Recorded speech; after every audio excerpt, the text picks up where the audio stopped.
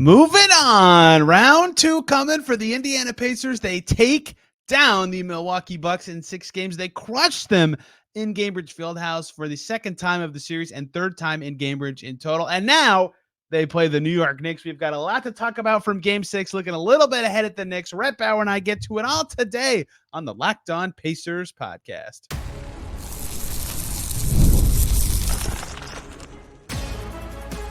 You are Locked On Pacers, your daily Indiana Pacers podcast, part of the Locked On Podcast Network, your team every day. Happy Friday, y'all, and welcome into another edition of the Locked On Pacers podcast, where we, of course, talk about the second round bound Indiana Pacers. As always, my name's Tony East. I cover the team for Forbes and SI, and today, what a night for the Pacers in Gainbridge Fieldhouse. They bounced back from their worst game of the series. It was one of their best. They absolutely crushed the Bucks. Their bench was sensational. Their stars were good when it mattered to start and end the game. And they won a series for the first time since 2014. Awesome night for the Pacers. Awesome night for Myles Turner.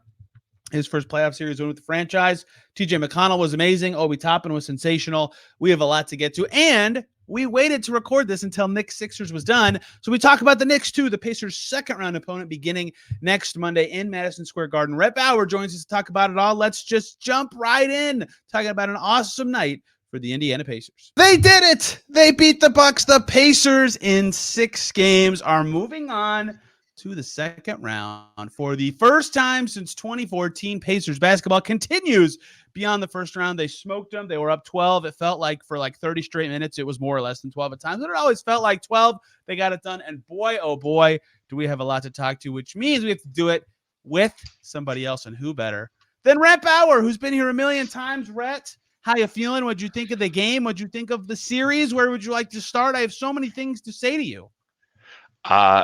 I believe I said Bucks in 6 before the series started, but I said Bucks going home, pointing fingers and making excuses in 6, and that's what happened. So I feel vindicated. What an incredible game, great series. Know there were some worries about whether people would be playing today or not playing today, and got absolutely smoked in Milwaukee a couple times, but they came through. It's awesome stuff. It really was. It was a weird day. Some murmur that Giannis might play. He didn't. Dame did. I'll say this now and then never talk about it again. I put it in my notes, so I have proof if someone wants a screenshot. I said in my notes, I actually think Dame playing helps the Pacers more than the Bucks. Because, one, everybody talks about with this team, they're playing to the level of their competition. I don't know if I totally buy that theory, but in general, that has been a thing that has happened sometimes. And guess what? They were ready for Dame. 2, though, the actual basketball tactician reason is he's small and he's not a good defensive player. So, like, even if he adds a little to their offense, the Bucks couldn't play the defensive plan that worked really well for a lot of Game 5. And so all of a sudden their defense is way flimsier and the Pacers offense was better for a lot of the game. They had solutions for what happened in Game 5 and they could attack Dame. And Dame was good and impactful. In fact, I'll talk about him in a second, but he hit 28 points on 16 shots. Like, I'm not trying to slander the guy, but I actually think him playing and not Giannis playing was kind of like Pacers like, all right, that's fine. Let's do this. And guess what? They ran all over him. So that was really important.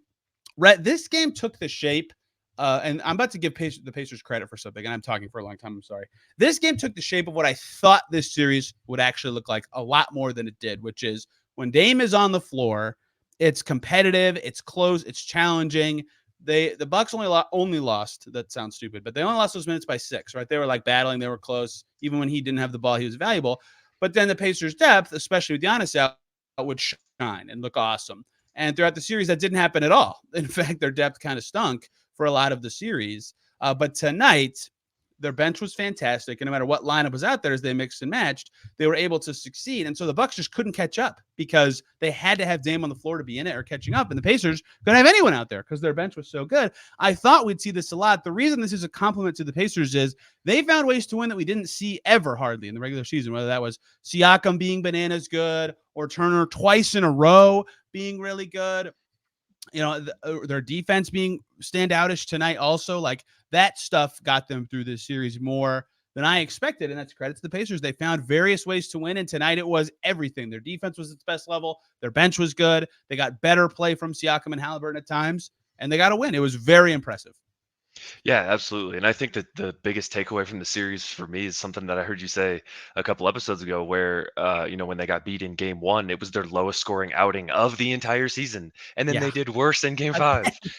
And so, like, 2 out of 6 games scoring your lowest total for an entire season for a team that is such a high scoring offense. And obviously the context of not being able to score against a Giannis-less, Dame-less team is important there. But I think you're absolutely right in your point about Dame actually coming in is like, okay, like, if we've seen anything, it's that the way that the Bucks were flying around in game one and then again in game five was just overwhelming for the Pacers. Yeah. They looked lost in both cases and almost rattled.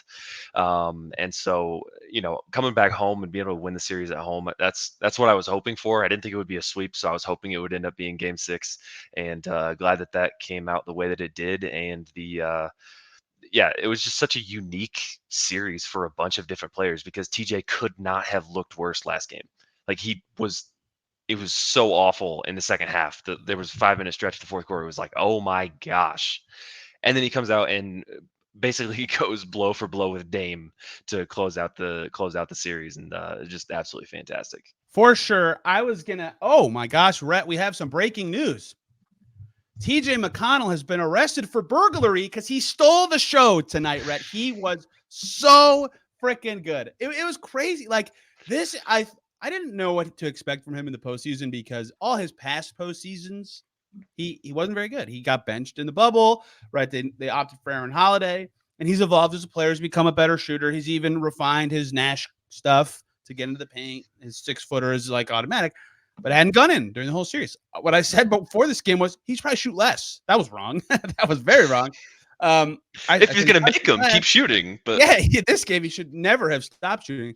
And so the hope, if you're the Pacers, was eventually, and the bench would have a game like this, where for 48 minutes the bench was good. It wasn't one half of McConnell being good and a different half where Toppin's good and Ben Shepherd comes in every once in a while.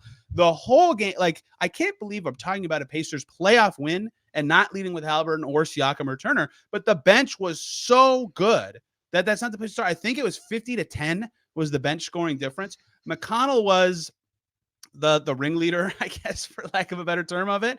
He had 21 points in this game. He had 20 points. Toppin had 20. He had 20 points, 9 assists, 4 steals, plus 22 was TJ McConnell. He had 2 threes, and they were both like rip the heart out of the Bucks' chest level threes. He hit I think the best layup he's ever made in terms of degree of difficulty in the lane. It sat on the rim for about 6 hours before finally rolling in. It was insane. And so the highlight level of the plays in front of a home crowd is more valuable than if that's at a road game. And of course, playing really good and making a lot of shots and setting up your teammates is also extremely valuable. They couldn't get him off the floor. He played 23 minutes. I said maybe he should play a little less and shoot a little less. That was wrong. He was amazing and stole the show. He was off the, like, they didn't need to sub Haliburton, and they didn't have to. McConnell was that effective in this game. It was unbelievable. Yeah, I mean, it's pretty crazy when you look at it. If you see like Myles Turner playing 23 minutes, Isaiah Jackson playing 10, and Jalen Smith not playing, and the Pacers win by 22, like that. I mean, I know they've been going small and it's been working, but even still, like, Myles has been very, very good for this series and has been really important when he's been on the floor, so that the curveball of going small works and like maintains that level of play. But for Obi and TJ to just be as good as they were, especially with how bad they were in Milwaukee, it's just like the tale of two hosts, or two destinations, 2 arenas. And the redemption for those 2 players, which who are going to be important moving forward, and being able to win without Haliburton or Siakam being the leading talking point is just credit to the Pacers as a whole. 100%. Toppin was, I mean, you can't have McConnell have a 9 assists without another bench guy being amazing. And Toppin had to play really uniquely in this game because of something you mentioned. Turner only played 23.5 minutes because he had foul trouble in this game. Brook Lopezing all over him in the post, and so he had 4 fouls, and I think he had 3 before halftime. And so they went to Toppin. I think his 4th one came right at the beginning of the second half, and they went to Toppin right away. and he had a heat check 3 that he earned because he was shooting that well. And he had a heat check 3 in a game. He went 3 for 10 from deep, but I promise you, in the moment he took the heat check 3, it was a shot that I was like, okay, yeah, he earned that. He made every 2 he took in this game. He had 8 rebounds, 20. The leading scorer in a closeout playoff game for the Indiana Pacers was Obi Toppin, a guy they traded 2 second-rounders for before the season. Crazy that I even just said that sentence. And now, I mean, it sucks for him that this is going to be like a part of his life, but he's like a central character in this upcoming series. We'll talk about the Knicks later, but that's a big storyline that he got traded from team to team last year. He's going to know stuff about how they play. He's going to be a central figure in all this, but he and McConnell were the biggest difference from past games. And I've said this a lot. I put this in my notes. Finally, they had a game where their bench was good for 48 minutes. And that was the difference, because starters versus starters, the Pacers all series have been catching up or playing better than the Bucks. But unlike the regular season, they couldn't have the bench. When they had the bench tonight, every player had a positive plus minus because all their lineups worked, and they just absolutely crushed the Bucks. And Toppin and McConnell, it's so crazy to say that in the closeout game, were the leaders. They were unbelievably good. Yeah, I mean, I if you had asked when we acquired Obi Toppin over the summer, been like, hey, you're going to end up with Pascal Siakam. Here's all the big forwards that are going to be on your team. You've got Jarris Walker just drafted. You've got Pascal Siakam. Nesmith's going to blow up. Who is going to lead the Pacers in scoring in the front court in a closeout game? You could have given me 5 guesses and I wouldn't have gotten to Obi Toppin. But I mean, you just can't. No. You can't make that sort of stuff up. Like you said, 3 for 10 and taking a justified heat check 3 is just an absolutely phenomenal way of encapsulating the difference between the game that happened in the box score that we'll be looking at after the fact. Hey guys, short little break here so we can talk about Monopoly Go. All right, game off. We got to pause here to talk about Monopoly Go. I know what you're saying, flag on the play. You've already talked about them a lot, but there's so much good stuff in this game. I'm going to keep doing it. In Monopoly Go, you can team up with friends for timed tournaments where you work together to build up each other's boards. The more you win together, the more awesome prizes you unlock, and there's so much to get, like unique stickers you can trade with friends to complete albums for big prizes, cool new playing pieces to travel the boards with, hilarious emojis for taunting friends when you smash their buildings or heist their vaults. Plus, Monopoly Go feels new and exciting every day with constantly changing tournaments and challenges. A ton include their own unique mini games like digging for treasure or a robot pachinko machine. And there's always new timed events that help you win big, like massive multipliers for everything you win or rent frenzies. There's always something fun to discover in Monopoly Go. So get off the bench and go download it now free on Google Play or the App Store. Game on. The Stars had the for a lot of the series, which is good in one half and less good, I guess is how I'll describe it for the other. Haliburton finishes with 17 and 10. If you watch the game, you know he was better than that. He had 10 points like right away, like snap of fingers. He had 2 threes. He had a dunk in the first quarter in transition. I forget what his other bucket was. He had 10 points so fast. And that was really important because the Pacers looked bad early in the game. They were down 10-3, and then it was like 13-6 or something. And I was like, oh boy, if their defense is this flimsy and they can't score, I mean, duh, that's both ends of the floor, you're going to lose. And so he was the only guy early that got them going. So yes, he only, air quotes, had 17 and 10. But the way he got it was really important in keeping them in the game before they took the lead later in the first quarter. And then Siakam, I think this is right. I don't have the bandwidth to double check. I think he had 4 points at halftime, right? So like he wasn't going at all early in the game. Bucks were shutting him down. And he finishes with 19, 7, and 4 on 9 for 15 shooting. So he was very efficient. He was awesome in the second half. They couldn't guard him anymore. Portis wasn't as effective on him. He was getting to his spots. He was getting offensive rebounds and defensive rebounds and pushing in transition. He led the Pacers in boards tonight. Obi Toppin led the Pacers in boards. Excuse me. He was second in rebounds. He was pushing. He was getting to the right spots. He looked more like the Siakam we saw early in the series, who was scoring 15, 16 points a half. It was unbelievable. So yes, the star numbers are not going to leap off the page at anyone, and they shouldn't. But the fact they got them when they needed them, and the bench filled in the gaps more so than filling the gaps. Really, the stars filled in the gaps. But the fact that they had a star consistently at some point throughout the game was extremely meaningful. Yeah, Siakam 4 points at the half, and okay, got it. I mean, he was still a +7. Like, yeah, that just it's again, single game plus minus and single half plus minus is not really the best indicator of what was going on. But, for him to still be impactful, 4 points, 4 rebounds, 3 assists, 1 steal, 2 fouls, no turnovers, 50% from the floor, did not attempt a 3 or free throw. and to still be a positive impact on the game. I mean, it's just phenomenal. And to see him be such a unique contributor for this team between the first couple games where he was the best player on the floor by far, and then towards the end of it where it was like he's just kind of out there more or less being a role player, but still producing at a level that is winning basketball games for a very competitive series, even though it ended up being pretty lopsided towards the end there. But no, it's going to be fascinating for me to see Siakam and OG going against each other. It's like the Raptors the Oh my transactions gosh. that storyline is going to be fun to watch. Dude, how many are in this series? There's what I already said about Obi. There's Zerbiak again, somehow being a thing that the Pacers have.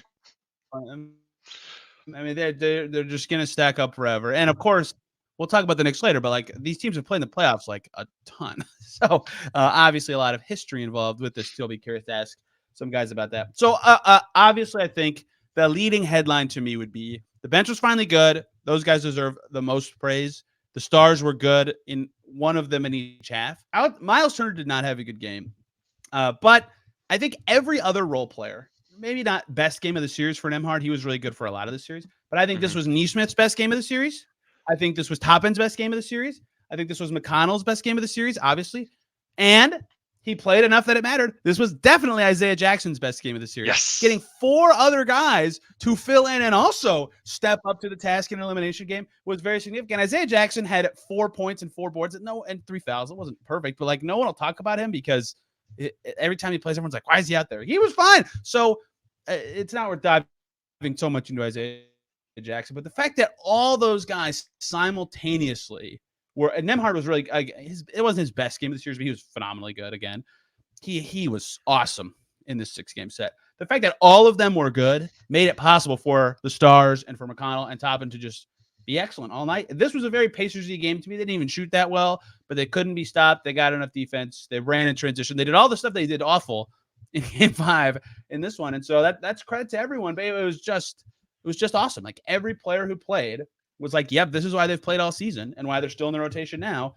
And that was pretty cool to see. TJ McConnell started the year not in the Pacers rotation. And then he won them a series. Like he won them the game that won them the series. Like Rick Carlisle was upset that TJ McConnell was not going to be in the rotation, which again, at the time was the correct call. And then putting him into the rotation was also the correct call. And you saying he should maybe play less and take less shots after last game was the correct call. And then he came in. I mean, he proved you wrong, but it wasn't the wrong analysis based after what we watched. And so the most Pacers-y win you could have as for this specific team, but also I think as like a franchise for what the Pacers are about of kind of the next man up, this group of guys coming together and just stepping up in a variety of different ways with dudes just coming out and playing hard, especially at home like that. It was pretty cool to see. And no, you're right. We would not talk about Isaiah Jackson, but I mean, he played relatively well for some of the other showings that he's had throughout this time. And so like that's all that you can really ask for is, your starting center struggles, your backup center who hasn't played a lot and didn't play a lot comes in and holds it up and +2. That's it. That's all you gotta be. He had to play so Turner was in foul trouble and Siakam was in foul trouble and Nesmith was in foul trouble. All of that had to happen for Isaiah Jackson. Like in the first half he played because they needed speed again. But he had to play because they went to Obi at the 5 really early in the second half, and then they took Siakam out and they're like, okay, we got to do something. And Jackson was good enough. And I don't know what that will look like in the next series. I'll have to really dive into that in the next couple episodes. But he, to me, in the next series should be the backup 5 over Jalen Smith. They have to play one of them. He's just been in the games they both played. Like Rick turned to him in game 1 because Sticks wasn't working. Like I think he's been better in this postseason setting. And this was the best game by any backup 5 on the team of the series. So good for Isaiah Jackson to pull that off. We haven't said Ben Shepherd's name at all. What a rock solid series for a rookie. Anyway, let's just contextualize what happened, Rhett. Okay, let me first talk about me. This is the first Pacers series win of this podcast's history. I've been doing this for 7 years. This is the first series win of Locked On Pacers history. Thing two, I looked this up before we started, Rhett. Jarris Walker was 10 years old the last time the Pacers won a playoff series in 2014, the year they made the conference finals. Rick Carlisle went to the finals. This is his first series win since. A lot of his teams were the lower seeded teams and then, but he also had some ones he might have, should have, probably head back. Getting back on track. He had a good series to me. I know he had some flubs, obviously, some rotational decisions we were all scratching our head at, but his adjustments were great, and the Pacers overcame the Bucks. They got it done. Tyrese Haliburton, first playoff series win. Myles Turner, first playoff series win. Andrew Nembhard, first playoff series win. Ben Shepherd, there's a lot of guys who have this as their first playoff series win. And of course, the Pacers, first time in a decade. Tonight was their first playoff game in May since 2016. They had the stupid COVID year regular season games, but those don't matter. And now they're playing deep into May. For those of you who are listening in Indy, Pacers and Racers is coming. One of the most fun times of sports fandom in the city. And Caitlin Clark's going to be hooping. It's going to be insane. But like, it's hard to really like contextualize the moment of this night for the Pacers because it's been so long. They've had good teams. They've had things to celebrate and accomplishments. But this is huge. I mean, this is massive for them. The Victor Oladipo teams didn't do this. The Sabonis, Turner, Brogdon, Levert team didn't do this. No one since Paul George has done this. This team did it. Opponent and injury be damned. That's very, very impressive. That's very big for them and their path forward as a franchise. And he did not play well. He said at his locker, it was a bittersweet feeling after the game because he didn't play well. But Myles Turner, man, he went through, he played with Paul George. And then he was in the Vic era. And then he was in the Turbonis era, but like entrenched in this awkward thing where everyone's like, he was in trade rumors for years. And he survives that to be on the perfect team to be Myles Turner. He's way better. He's way more mature. He's a great leader. He's a playoff caliber player who won them 2 games in this series, finally wins a round. He's finally moving on to the second round. It sucks that he didn't play well in this game for him because that is awesome. That is an awesome story for a player. That's an awesome redemption arc for a player and team in an era where it's so rare to stick with the franchise for so long. And now I'm just gushing, but I think that is awesome to watch him hug his teammates and coaches so much after the game because this team just resonates so much with him and he just slides in perfectly with the skill sets and personalities. Again, he was probably the worst, like lowest impact of any rotation player who played. His defense was good. He was plus 12, but that's awesome for him. Awesome for the franchise. A lot of firsts. And this might be a series that you look back on and go, man, you didn't know what the Pacers would do their first playoff experience. How about they win a series and get valuable experience and prove that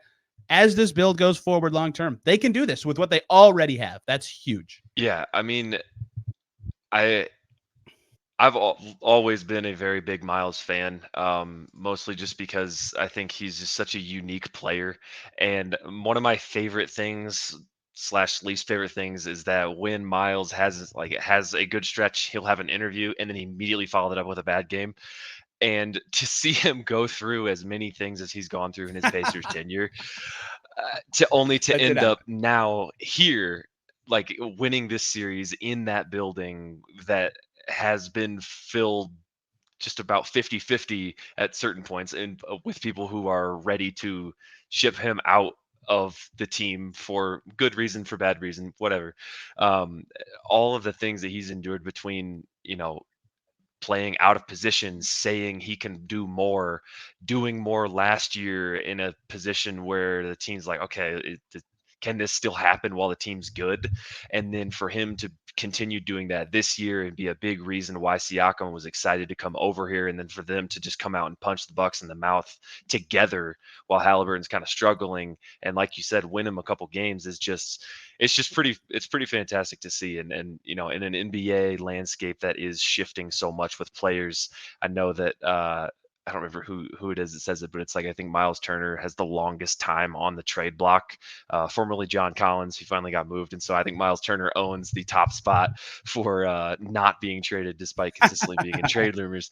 And so to do all of that and now come out and and contribute so much to winning the first playoff series since he was since he's been on the team, which is crazy because he's been on the team for like 9 years.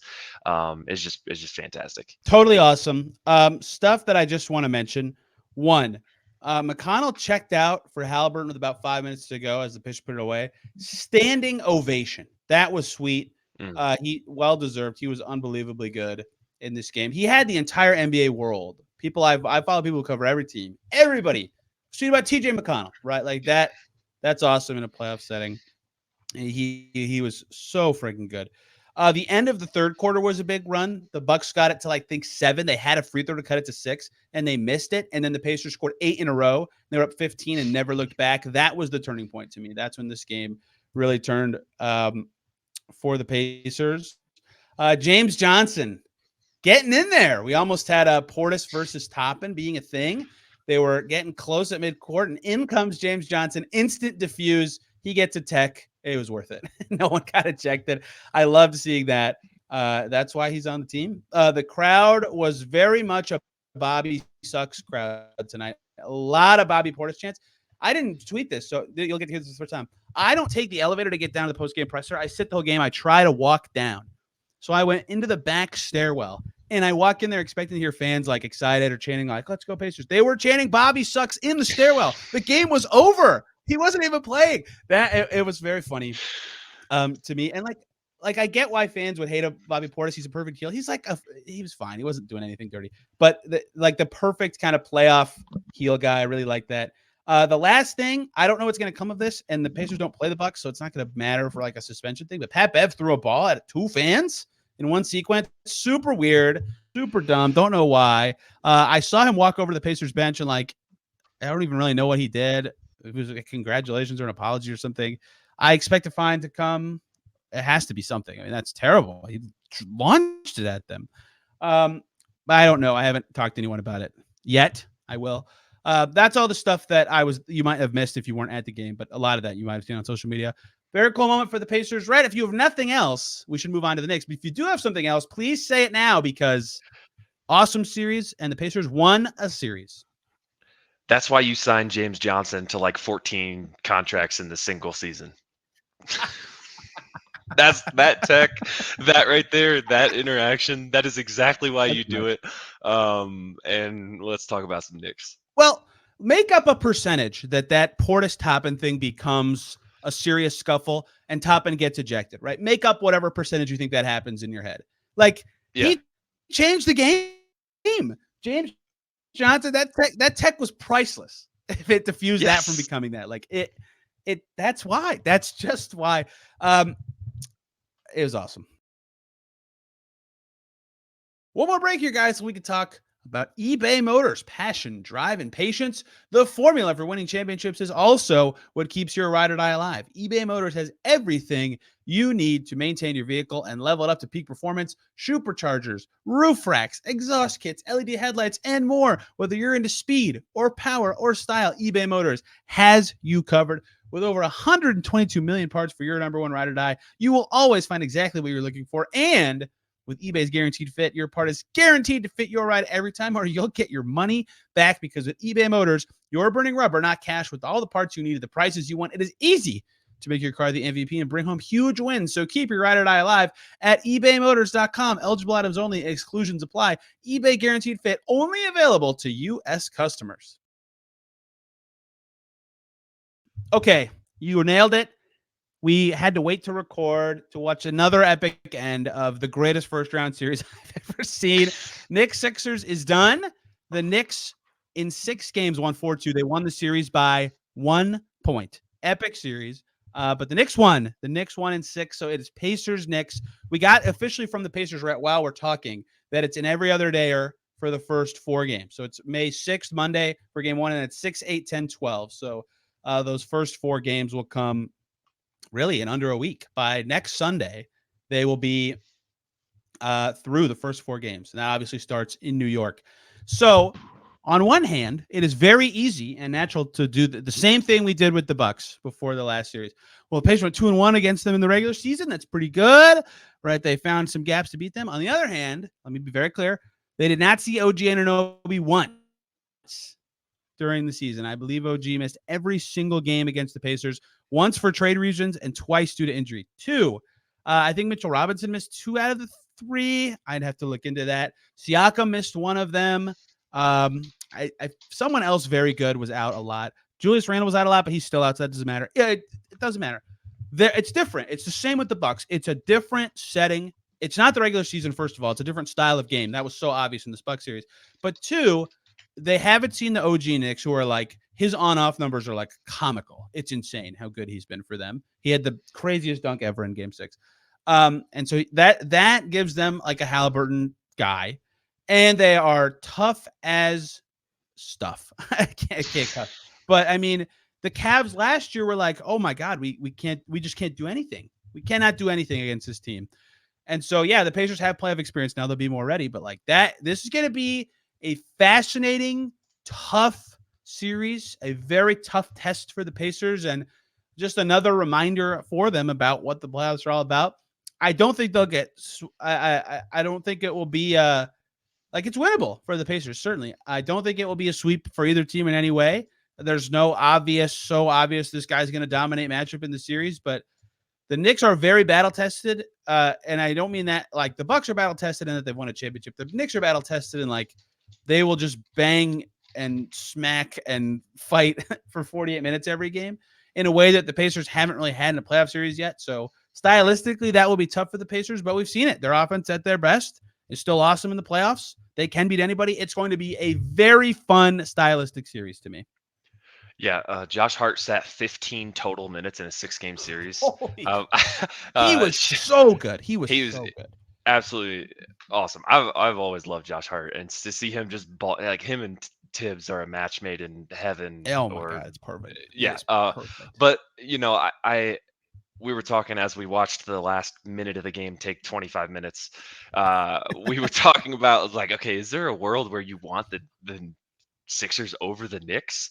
And I don't think either has actually landed there, but Haliburton only played 22 minutes when they played the Knicks in early February. And obviously we didn't have Siakam for either of those 2 games. Mitchell Robinson didn't play either of those. And then I didn't look at the last box score until we finished talking. But it's a really unique combination of players on both sides of the table. And normally, you know, when you go against the Knicks, it'd be like, oh man, Randall, that big forward. Except now we have Siakam, and also Randall's been horrible in the playoffs. Like it's one of those things where it's like, you know, Yes. they're been so heliocentric with Brunson, but I think one of the biggest things, and you touched on it earlier, is like if they have to run with a backup 5, that it'll be Ajax. The Knicks have 48 really good minutes at center. Very good. Yes. Hartenstein is basically automatic on his floater. Mitchell Robinson is one of the most impactful defensive players in the league as far as just hands and like blocks, steals. Like the rebounding is going to be fantastic.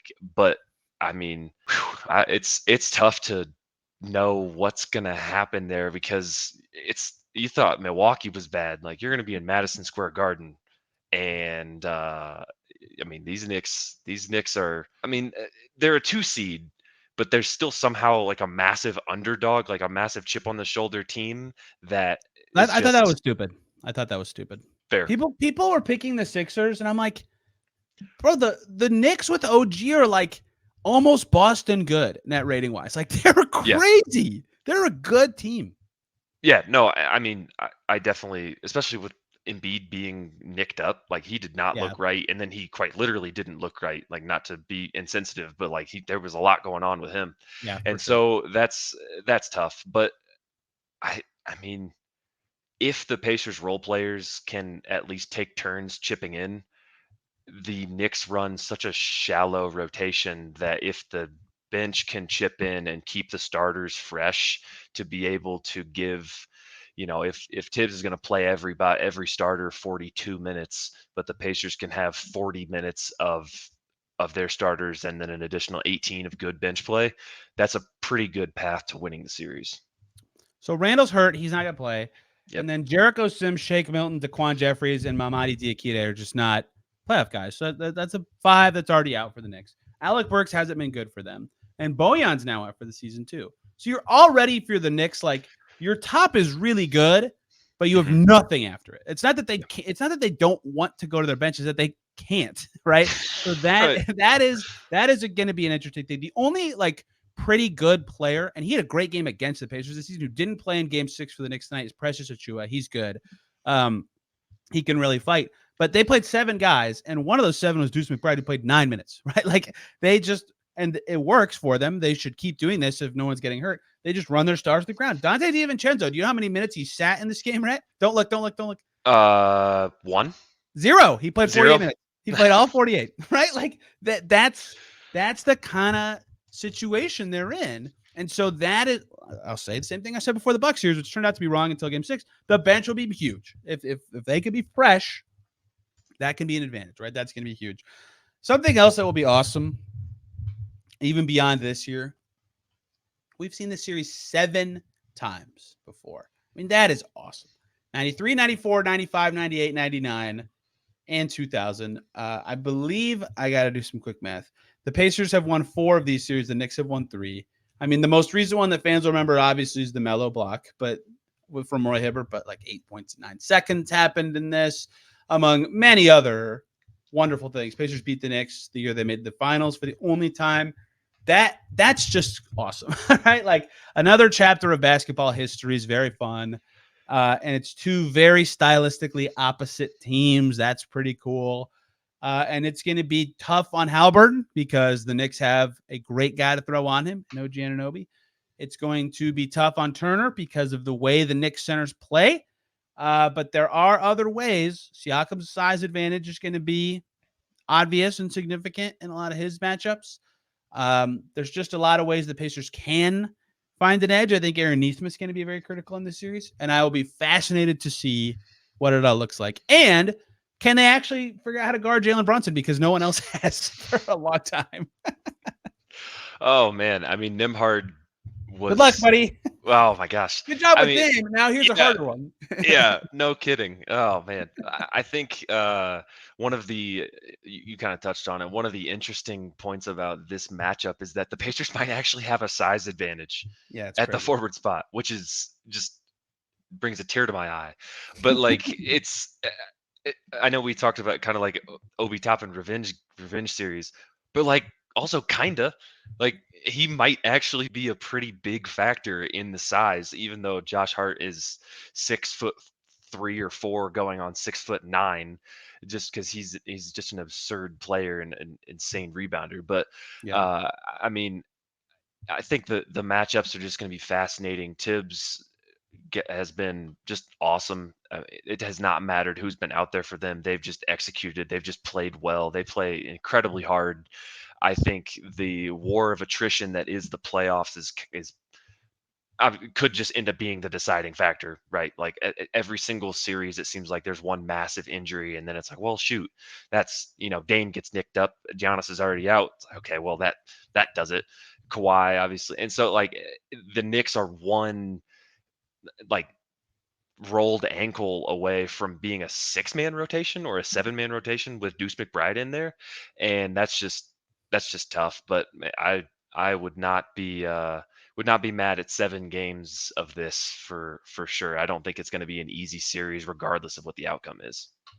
Yeah, it's going to be awesome. I'm not going to make a pick yet. I'd rather talk to some Knicks people and actually like watch those games again. But I mean, there's no way I think anyone can say right now, at least, that there's like an obvious, oh my gosh, this team's going to win in 5 games favorite.